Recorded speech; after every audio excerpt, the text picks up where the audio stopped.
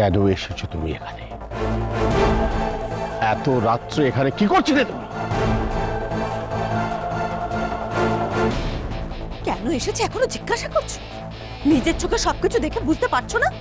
এত রাত্রে একা একা এই নংশুর কোয়ার্টারে এসে কি করছে? নোংরামো করছে, নোংরামো। তোমার মান সম্মান ধুলোয় মিশিয়ে দিয়ে ছেলে খেলা করছে। আর এর পেছনে ইন্ধন যোগাচ্ছেন মা। দুজনে মিলে তোমাকে ঠকাচ্ছে। না,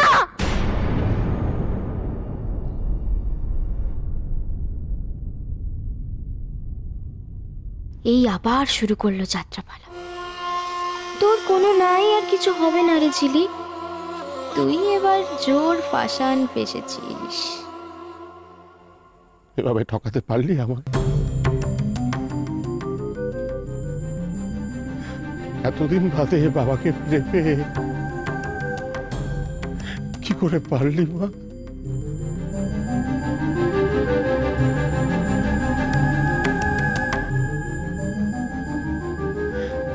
আমি তো ভেবেছিলাম আমার হারিয়ে যাওয়া মেয়েকে খুঁজে পেয়ে আমি সব পেয়ে গেছি।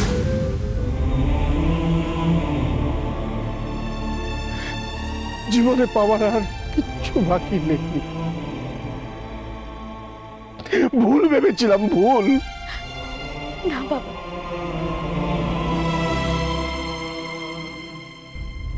আমি কাউকে ঠকাইনি। আমাকে ভুল বুঝে তুমি আরো বড় ভুল করছো বাবা। যেই মানুষটার জন্য আমি তোমাদেরকে ফিরে পেলাম, আমি আমার পরিবারকে ফিরে পেলাম, আজ সেই মানুষটা জ্বর হয়ে এইভাবে অসুস্থ হয়ে পড়ে আছে, আর আমি তার কাছে আসবো না, সেটা কতটা খারাপ দেখায় বলো তো?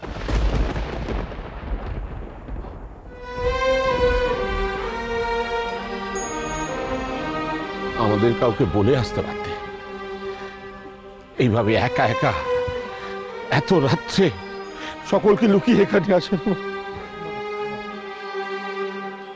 তুমিও যে কি সব কথাবার্তা বলো না, একা একা। আরে বলে আসলে কি একা একা আসতে পারতো এভাবে? আর একা না এলে এই দৃশ্যটা তুমি দেখতে পেতে?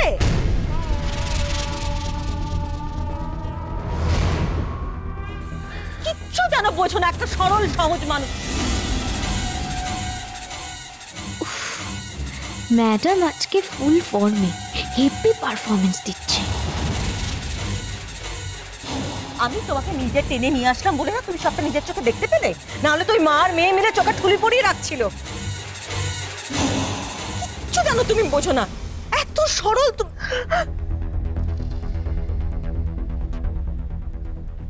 বাকি রইল রাজ। রাজের এই দৃশ্যটা দেখা খুব দরকার ছিল। হ্যাঁ, কষ্ট পেত, খুব কষ্ট পেত, কিন্তু অন্তত এটা তো বুঝতে পারতো যে ওকে সবাই কিভাবে ঠকাচ্ছে। শোনো, তুমি কিন্তু একটা কথা রাজকে গোপন করবে না, সবকিছু ওকে জানাতে হবে, আমি বললাম। আমি সব জানি মামু।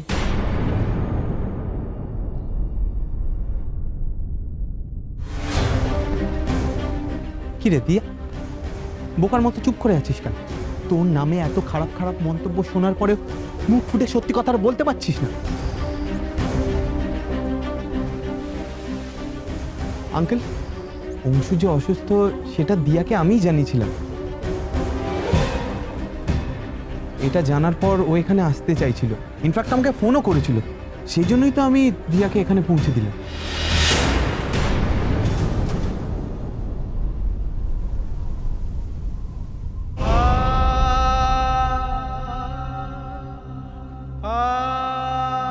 কিন্তু আমি তো প্রথমে ঝিলিককে একাই আসতে দেখেছিলাম। এই, আরে তুই একা আসিসনি, আগে বলিসনি কেন? যত সব ভুল বোঝাবুঝি।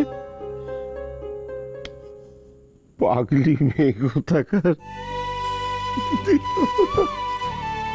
আমিও তো এখানেই ছিলাম, কিন্তু অংশুর টেম্পারেচার যেরকম বাড়ছিল আমি আর রিস্ক নিতে পারলাম না। আমি গেছিলাম ডাক্তারকে কল করতে, এখনই চলে আসবেন মনে হয়। আসতে পারি? ওই তো, আসুন আসুন আসুন। আরে আসুন ডাক্তার। এই হলো আপনার পেশেন্ট, ধুম জ্বর বাঁধিয়ে বসে আছে।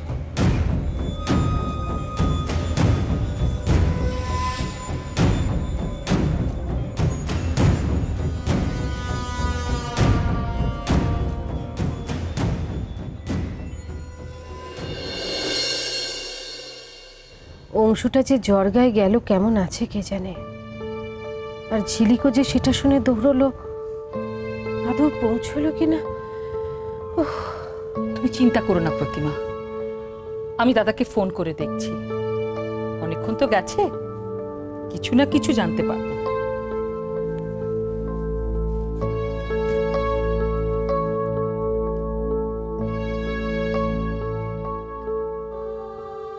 হ্যাঁ দাদা, পেয়েছিস অংশুর কাছে? ও জ্বর কমেনি? ডাক্তার দেখেছে? আচ্ছা আচ্ছা, ঠিক আছে, রাখছি।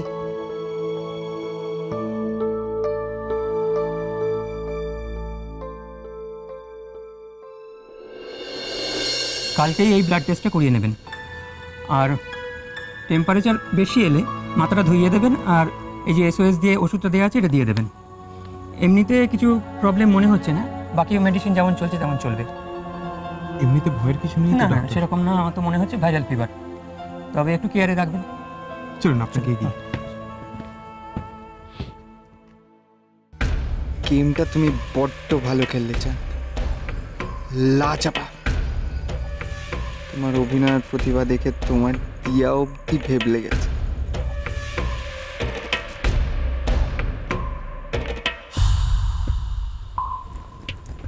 শোনো, এদিকে এসো।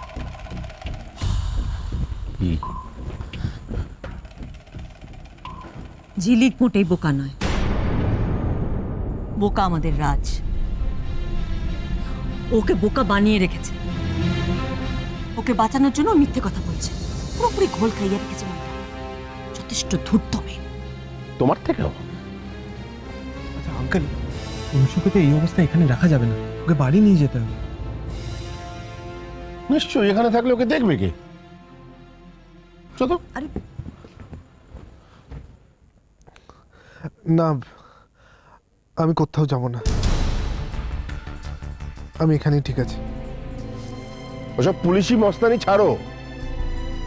আমার কথা শুনে দুদিন ওর বাড়িতে থাকলে আর এইসব ঝামেলা হতো না।